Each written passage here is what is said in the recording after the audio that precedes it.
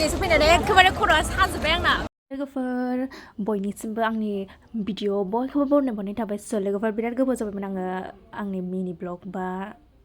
blog video लाबोयो ओमफ्राय जों लोगोफोर आं बे भिडिअ दाख्लैनिमोन ओमफ्राय आं भिडिअ होनो माने इडिट बानायनोनो बिराद टाइमानो थोआखैमोन आरोना बेनि थाखाय आङो दिनैसो इडिट बानायनो होनो टाइम मोनबाय ओमफ्राय जोङो थांगासिनो फंबाय ओमफ्राय बिदा बिमादै ओमफ्राय दा नै फाइनालि मोनबाय बाहायनाय आइमोनहा मादैमोनहा माबा बासिगासिनो आरोना नै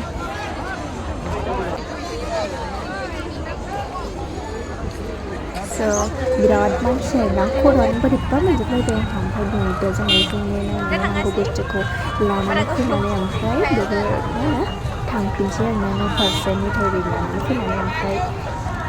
आं भिडिअ नायनायनि थाखाय बयनिसिमबो साबायखर बावनाय थाबाय आरो बिदिनो मोजां भिडिअ लाबोनो नाजागोन लोगोफोर एसेबां मोजां जायासैबाबो सापर्ट खालामबानो जाबाय नोंथांमोनहा ओमफ्राय दा जों नै सफैबाय